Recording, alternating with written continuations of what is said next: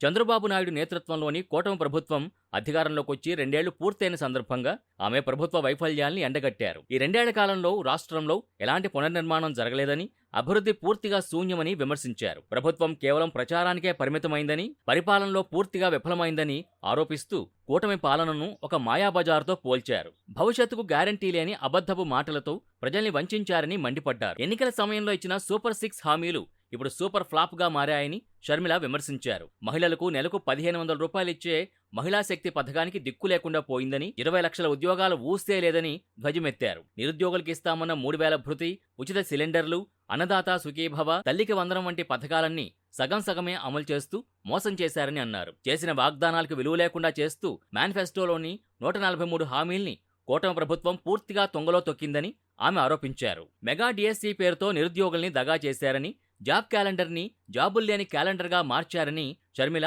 ఆగ్రహం వ్యక్తం చేశారు. 50 ఏళ్లకే పెన్షన్ ఇస్తామని చెప్పి ఉన్న పెన్షన్స్నే ఓడబీకారని, వడ్డీ లేని రుణాలు, పేదలకు ఇళ్ల స్థలాలు, పక్కా ఇళ్ల హామీల్ని పూర్తిగా విస్మరించారని మండిపడ్డారు. ఎస్సీ, ఎస్టీ, బీసీ, మైనార్టీల సంక్షేమాన్ని అటకెక్కించారని విమర్శించారు. కౌలు రైతులకి రక్షణ లేదని, ధరల స్థిరీకరణ, రైతులకు సబ్సిడీలు అందకపోగా పంట నష్టపోయిన రైతులకి పరిహారం కూడా ఇవ్వలేని స్థితిలో ప్రభుత్వం ఉందని దుయ్యబట్టారు. రాష్ట్ర జీవనాడైన పోలవరం ప్రాజెక్టు పూర్తి కాలేదని, జలయజ్ఞం పెండింగ్ ప్రాజెక్టులని పట్టించుకున్న నాథుడే లేడని షర్మిల పేర్కొన్నారు. విద్యుత్ ఛార్జీలు 30% తగ్గిస్తామని చెప్పి రివర్స్లో 15,000 కోట్ల భారాన్ని ప్రజలపై మోపారని మండిపడ్డారు. ఫీజు రియంబర్స్మెంట్ బకాయిలు 7,000 కోట్లు, ఆరోగ్యశ్రీ బకాయిలు 3,000 కోట్లు పెట్టడం వల్ల ఆయా రంగాలు కుదేలయ్యాయని ఆవేదన వ్యక్తం చేశారు. దేశంలోనే అత్యధికంగా పెట్రోల్, డీజిల్ ధరలు పెంచి ప్రజల్ని దోచుకు తింటున్నారని ఆగ్రహం వ్యక్తం చేశారు. కేజీ టు పీజీ ఉచిత విద్య, ఉత్తరాంధ్ర, రాయలసీమ ప్రత్యేక అభివృద్ధి, గ్రామాల్లో మౌలిక వసతులు, జర్నలిస్టులకు ఇళ్లు, ఆక్వా రంగానికి ఊతం వంటి ప్రతి హామీ